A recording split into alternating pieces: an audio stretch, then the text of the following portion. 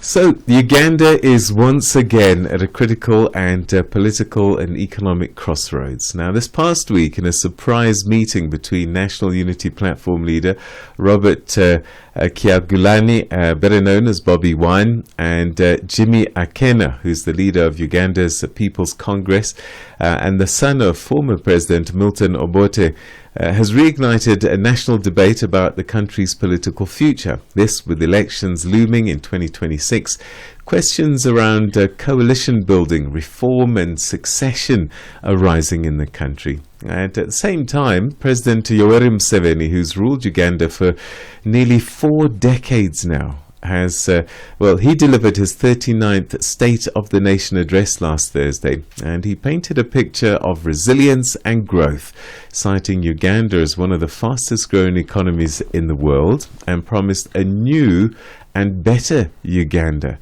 Yet this optimism comes amid ongoing concerns over human rights and governance, especially following Uganda's controversial anti-LGBTQ legislation, which had triggered a freeze on World Bank lending. Now, in a significant turn, the World Bank has also lifted its 2-year ban on loans to Uganda, reopening billions in financing.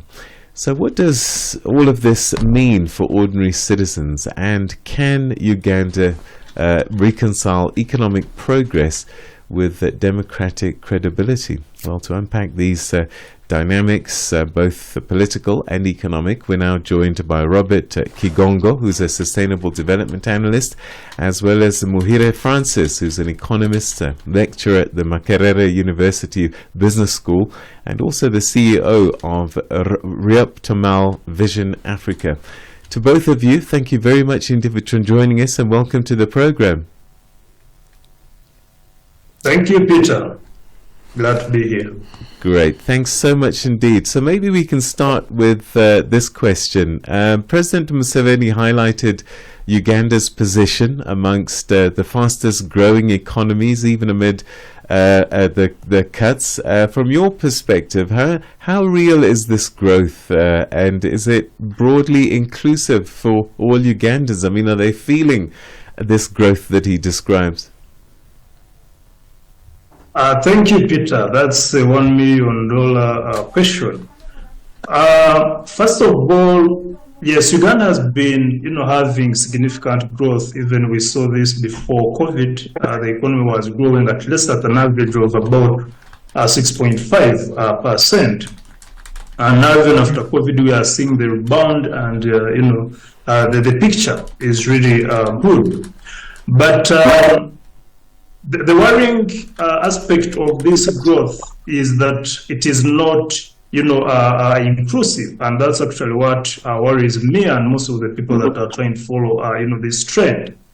But when you look at the current economic growth, it is majorly driven by increased investments in the petroleum industry. Uganda is going to start commercial production of oil and gas next year, and that's why actually the government, is even having dreams that we might see, increase the GDP by tenfold in a few years to come. So the main driver of the economic growth we're experiencing as a country is majorly driven by increased investments in oil and gas sector, but also, before we can talk about the oil and gas production, for instance, which is going to start next year, Uganda's economic growth has been driven by a few economic agents. For instance, you have a few players like when you look at the banking sector, you're talking about, let's say, Stanbic Bank. And when it comes to telecommunication companies, you're looking at MTN Uganda and Airtel. Majorly, they are just a handful, economic agents represented by those few mentioned entities I've mentioned that actually have been driving this growth. So the challenge is that the growth is driven by a few, therefore it is not inclusive. And that's what worries me and other people that are following this trend. Yes, Peter. Okay. All right. Thanks so much indeed. I wonder, Muhire, are you there? Yes, I'm there. Okay, all right. So my question to you is, I know that you've analyzed Uganda's economic structure, and we've heard a little bit just now from Robert. The agriculture, minerals, remittances, are these sectors sustainable?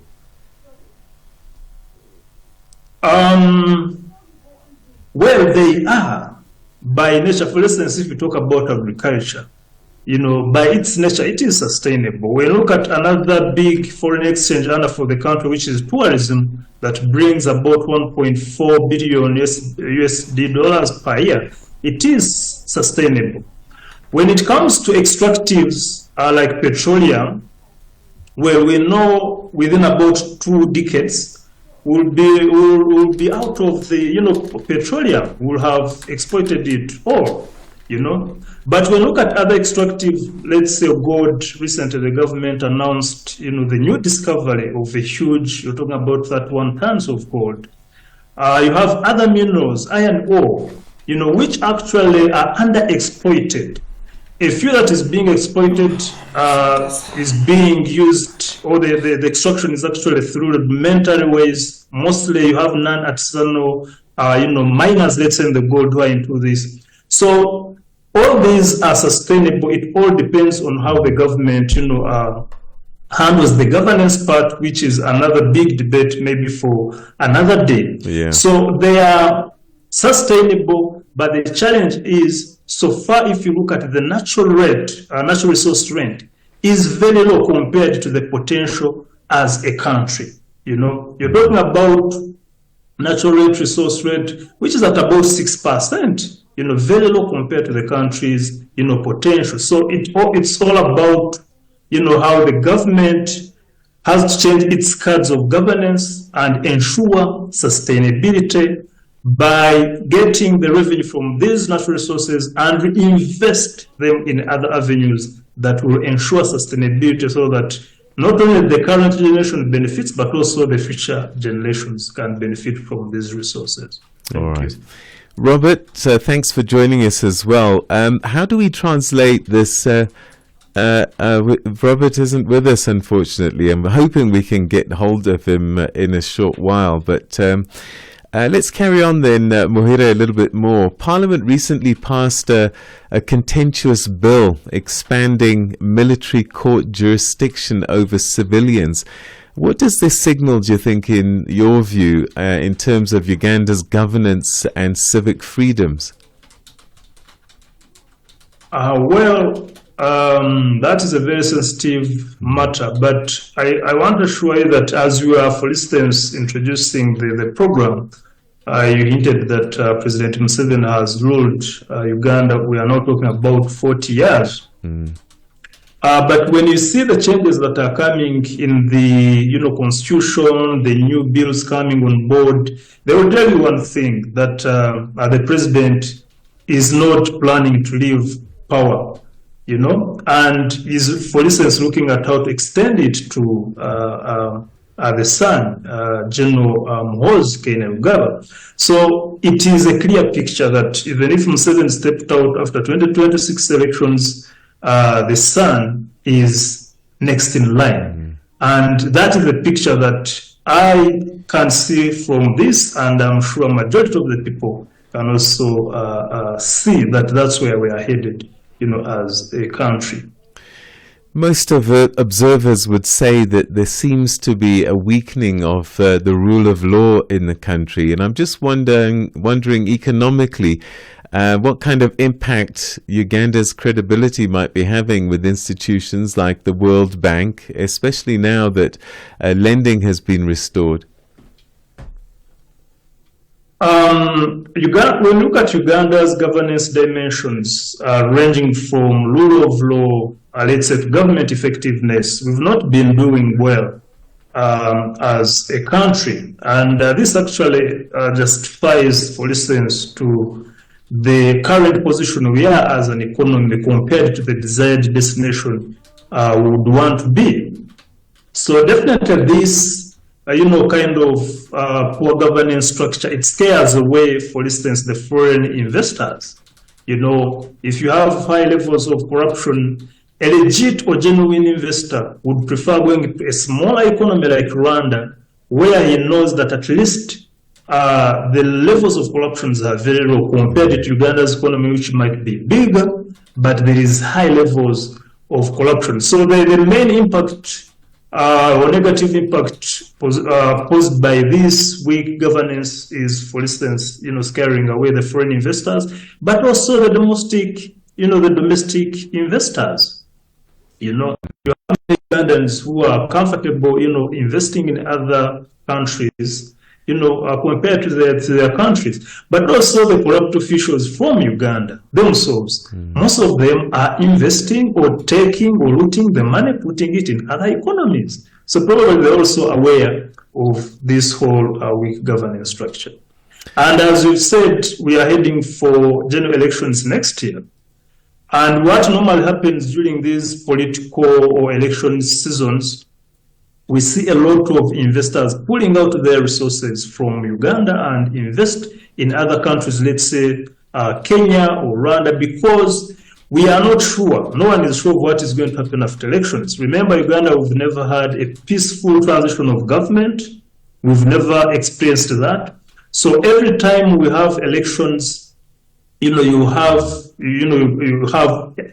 instability. You always watch during campaigns, the agents involved in the electoral process at the presidential level, all the way to LC1 chairperson, mostly those from the opposition are harassed. So there's always that instability, and no one knows exactly what will happen after or during the elections. I can assure you that 2 weeks to elections, most of the business close. They close down to wait to see how things turn out. So these are some of the challenges we face as a country, and they are all attributed from the weak or poor governance structures we have as a country. All right. I want to welcome Robert Kyagulanyi, who's a Sustainable Development Analyst. Robert, thanks very much indeed for joining us, and welcome to the program. Thank you so much for hosting me. A very, very good morning to the people of Africa, especially for South Africa, East Africa, and the entire Great Lakes region. Happy to be here. Fantastic.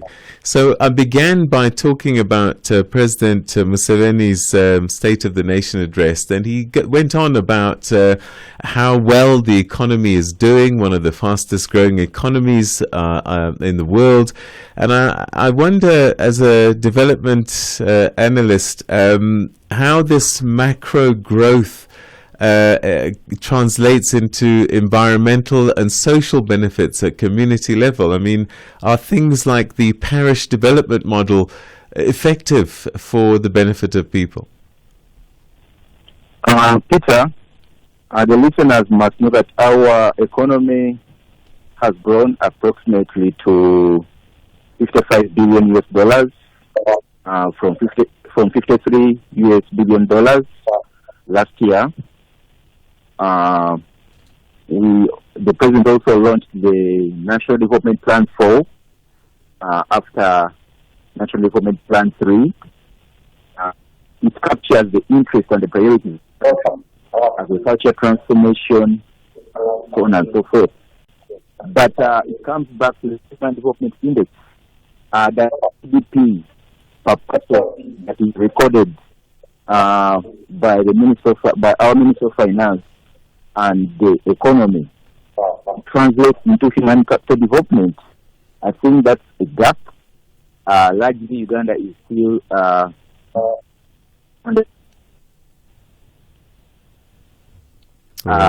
right from independence up to now. Some recorded infrastructure growth, a little bit of stability in terms of the currency. It has also grown by 6%. The president took pride of it since we had a World Bank ban due to human rights violation. All right, Robert, we seem to be struggling with your line a little bit, so I'm going to give you back to my producers, and hopefully we can get you back on a better line. But there does seem to be this conflict between economic growth on the one hand and then human rights on the other. And Muhira, let's talk a little bit about 2026 and looking ahead. The private sector, how are they figuring all of this? You talked about businesses shutting and waiting to see sometimes. What does a private sector do in an environment like this? Well, the private sector really can't do much apart from, making forecasts or predict and see what is going to happen. But as I already mentioned, that during the active electoral process during the voting season, most of the private actors, want first hold back, either pull out their capital and invest it in other countries temporarily, or first sit home and wait and see what happens. So the private sector can't really do much apart from just making forecasts. But also, what I want to tell you is that during this season, yes, the government, its forces, the police, and other sister organs, they are in charge. In most cases, they are really trying to put the opposition in order, but of course also have other, actors who want to come in and take advantage of the situation. So the government really tries to ensure stability, because at the end of the day, it wants to make sure that there is, a stability during this whole process. But it is, you can't take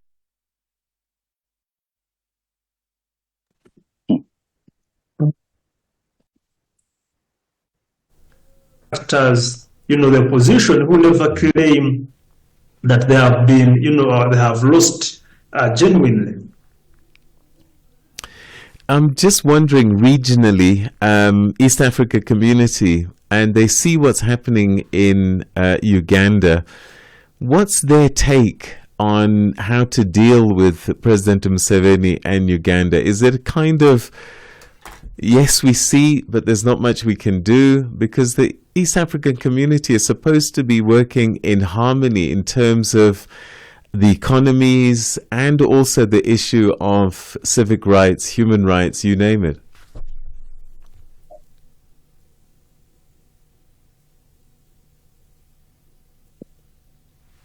Is this for me or Robert? It's for you. We're struggling to get Robert back on the line. Okay, Peter. Yeah, so when we look at the East African community, we are now at the integration phase of the common market. We are not yet to the level of, let's say, political federation where we would want to be. So being at that stage of the common market, the EAC member states have little or less in terms of what they can do. But of course, we have the legal system that handles the East African community matters that are beyond one state. But at the moment, the infrastructure available cannot, for instance, go to another country and restrain it. It's constrained. But what is happening in Uganda is not different from what is happening in the other member states. I'm sure if you've been following, you know that we are almost homogeneous in many ways. So the East African community at the moment can't do much until when we get that political federation or the last phase of integration, where we have one foreign policy, where we have one government, then there can be direct intervention. But at the moment, really the EAC member states can't do much, or as a whole infrastructure can't do much. But I'm not saying that there are no avenues or systems in place that are trying to do some good work here and there, but we can do better. For instance, if we attain the political federation as EAC, we'll be doing much better compared to what we have at the moment. Robert, I think you're back on the line. What do you reckon are maybe the top three priorities that Uganda should pursue, both in policy and governance, to try and secure an inclusive, sustainable, and democratic future? Thank you so much, Peter. I hope you can hear me. Yes, we can. Sorry about the Zoom late preparations to the viewers, but allow me to convey my message through the audio. I was trying to highlight a minute ago that Uganda's economy stands at approximately 55 billion US dollars, and the president launched actually the National Development Plan 4. It is the National Development Plan that gives the guidance of our priorities, where the direction that the country is taking. And one of them is industrialization, agriculture, commercialization, and exports. So, in terms of governance, that's an area that he actually neglected to mention about. But in my own opinion, I think we need a constitution review to reverse back some of the draconian laws that have been passed recently, including the UPDF Act that has turned into law, including the term limit, the presidential term limit that was removed a while back, then the presidential age limit that was removed in 2017. I think once you collect those impediments, you are able to deal with some of the challenges that we are facing. But overall, it comes back to the citizen to rise up in massive numbers and demand for those changes. What are your thoughts, Robert, on this coming together of Bobi Wine and Milton Obote's son? Is that a shift in the political landscape, or are we going to see more of the same in the coming year or so? It's a very, very good gesture that I welcome, and many Ugandans welcome. Uganda is still largely affected by the issues that we got at the independence and even the post-independence. We had the first president coming from Uganda, the central region, and then we had the Prime Minister Milton Obote coming from the region where Jimmy Akena comes from. And Jimmy Akena is a son to the former president Milton Obote. So there has been a clash between these two ethnicities, the Lango group and then the Baganda group. So the coming together is a very, very good signal that we welcome. It's a wonderful gesture towards unity as we head to the 2026 elections. All right, and perhaps final thoughts from both of you, very briefly, because we've run out of time. And let me start with you, Muhire. Your hope for Uganda the next year and the next 5? Well, I'm very positive that something might change, because all we need to work on is there has been what it stands for. Carry on, Muhire, we can hear you. Yeah, so as an economy, we have potential. I agree with the president that we have the potential to actually grow our economy from where it is, about $60 billion to 500 billion in about a half decade, because we have the potential. The only challenge we need to work on is governance. All the dimensions of governance have to be given attention to. So for me, that's my hope, that even if we get a new government after the Museveni's government, that's the only challenge that can be worked on. Of course, the next person in power, based on the reality on ground, he knows, he's already talking about that the only thing he has to fix is corruption and other, work on other dimensions of governance. So for me, I'm positive that once that is worked upon, then the country will be able to grow, because Uganda is not, has enough policies that can really spur the economy to the desired destination. Thank you. And Robert, in 30 seconds, what's your hope? What's the glimmer of light that's ahead for you?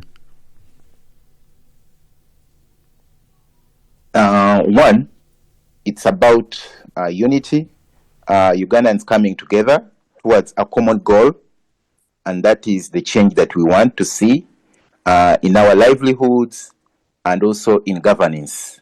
And it will take everyone to rise to the occasion, not just to leave it to the few elites. You've highlighted the meeting of Jimmy Akena and Robert Kyagulanyi. That one is one of the steps that Ugandans should take towards embracing diversity to achieve the goals that we intend to achieve. All right. Kigongo and Muhire Francis, it's been a pleasure talking to you. Thank you so much. I wish we had more time, but thank you for your thoughts and your insights. Thank you.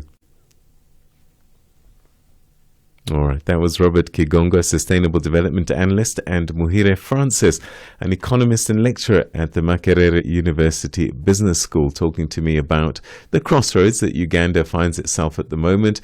On the one hand, you've got this seemingly progressive economic story unfolding, but on the other, the challenges with civic freedoms and human rights. And